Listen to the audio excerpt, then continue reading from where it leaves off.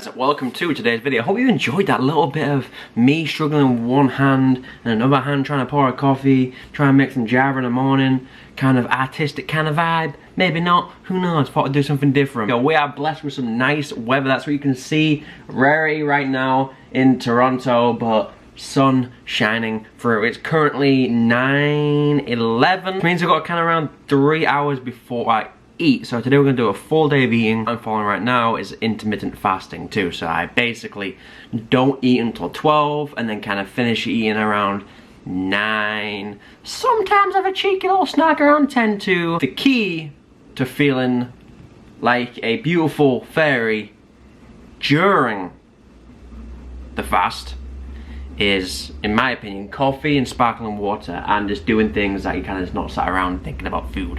So I'm gonna take the dogs out because it is such a, I'll show you guys. Look. Not the train, but beautiful day today. Blue skies, as always, good. Oh, so just got in from a hour walk. Oh, I tried to show the baby. Let's go from an hour walk with the kids. So it is 12:19, so I'm feeling pretty hungry. So this is basically my go-to meal every morning once I finish my fast. I have 1 scoop of, I've already made it because it's too hard to film and make it at the same time. So 1 scoop of vanilla Vega protein, which is mixed in here and blended up with a cup of strawberries, 70 grams banana. What we have is 45 grams peanut butter, 2 pieces of sprouted toast, and 10 grams of hemp seed sprinkled on there too. So that whole meal right there is 50 grams of protein. So anyone saying they can't get protein in a vegan diet, that's 50 grams in one meal. Albeit 30 grams in the protein powder. But still, that's at least 20 grams just with the sandwich. Just got back from a 5K run. Gonna have a vegan jerky bar. And just the texture of these, it's like pulled pork. When you pull it, they've done a really good job in kind of imitating meat.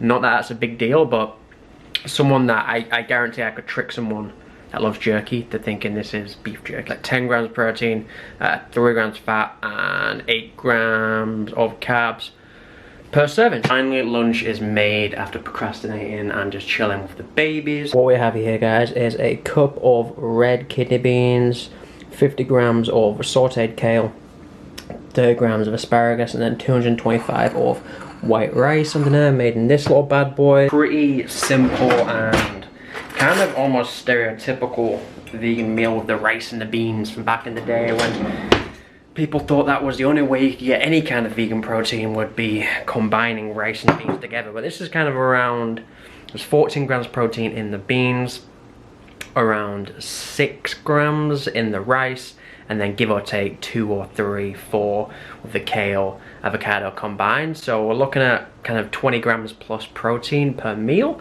which is pretty awesome. I'm trying to add more vitamin C with my beans and stuff to counteract the phytic acid that's in there, so I can get all the iron and the zinc and everything from it that my body wants. So yeah, I'm gonna eat this, go and pick up Jasmine, probably take the kids in the car with me too. Just got back from picking Jasmine up. That's what I just had for a snack. And it's basically, I love this chocolate right now, it's my favorite chocolate by far.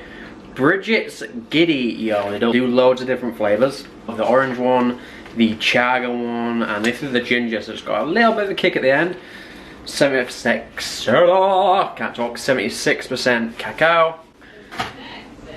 I had that, and just before I left to pick Jasmine up, I also had a tangerine, and I have another tangerine as well. Big Dave's kombucha.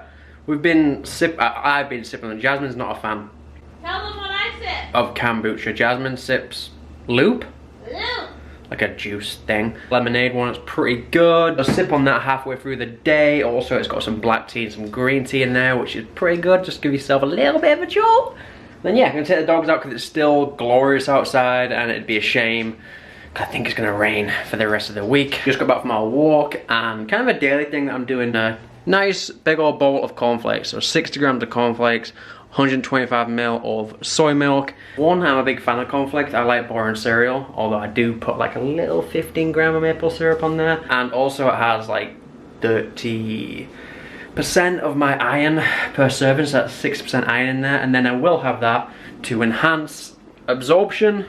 Like I said, I'm really trying to stay on track with having vitamin C with iron, so that I have to take the vitamin tablets, because I think the vitamin tablets are the things that are causing this little acne thing going on. So I'm gonna have that with that, and then we're gonna have dinner tonight later on. 24 grams, so 7.5 of almond butter. What we have here, guys, is a good old meal. So we've got one of the steaks in a very good butcher's, a company in BC, a vegan plant-based meat company, asparagus, broccoli, oh I am messing with the camera, and fries, and some homemade gravy what Jasmine's been making recently, which is amazing. Thank you. This super high protein, this steak just by itself is 43 grams of protein, so pretty good. That's our last meal of the night. It's feeling a little bit peckish, so I've got 60 grams oats, like a tropical dragon fruit mango coconut mix in there, 80 grams blueberries, and that's it. Hope you guys have enjoyed this full day of eating today. I will do a full chronometer, macronutrient, nutrient, vitamin, whatever breakdown now. Okay guys, welcome back to our full day of eating. As always, pugs are around and Jasmine's here too, so any kind of background noise, please bear with me because we do have pugs.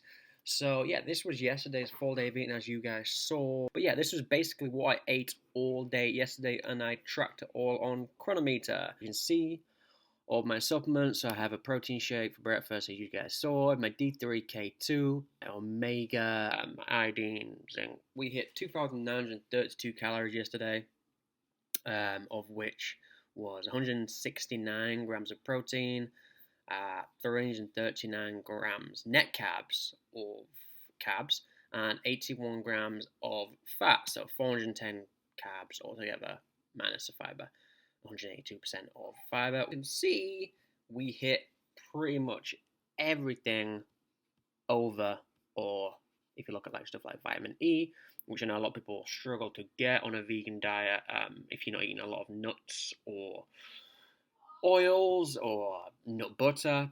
I just made it yesterday, 102% of my vitamin E, and then my protein. I know a lot of people worry about protein on a vegan diet. As you can see, I hit 169, just shy of 170.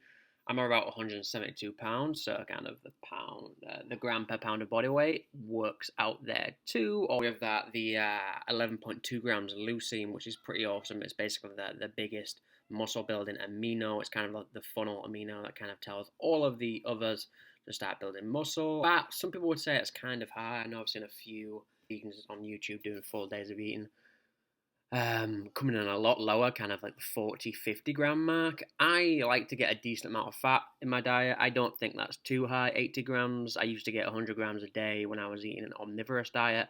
80 grams for me is fine. Maybe I could hit a bit lower, kind of 70 or 60, but I definitely won't go under 60. 4.2 omega-3s. Could have hit 0.5 more of omega-6s. I have all of our carbs, 410 grams carbs, 87.8 grams of sugar, which is all from fruit, so none of that refined sugar nonsense. And then we have all our B vitamins, so hit all of the B vitamins there. I took a Garden of Life B12 spray, which covered me on there. The one thing that I did do, which I didn't show you guys again, what I've been looking into is I took a choline supplement, which you can see right at the top. I can't click on it. 250 milligrams of choline and inositol. Choline has been on my mind recently, and I only just hit it just by taking that supplement at the end of the day. If I was to take that away, it would be basically around 50%.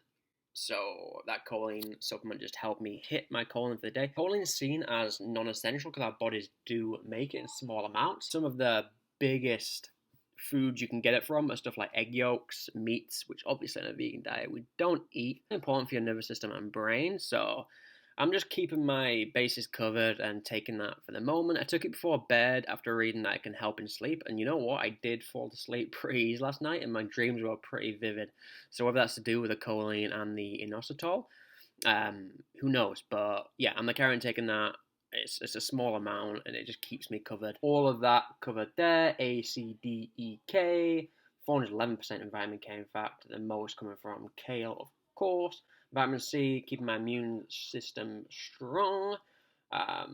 Again, strawberries, 99%. Strawberries are actually awesome form of vitamin C. And obviously pairing more vitamin C with iron enhances that absorption. Speaking of iron, 468%. A big chunk comes from the cornflakes, which I do enjoy. So calcium, 123%. Easily hit my RDA there and gone over, in fact. Copper is one thing you need to keep an eye on when you are taking a zinc supplement. So I did take a zinc lozenge yesterday. It was 10 milligrams. Just with everything that's going on, I'm just trying to keep my immune system strong. Again, not a massive amount, just kind of 90% of my RDA. But taking a zinc supplement and then making sure my copper is nice and high, so 340%.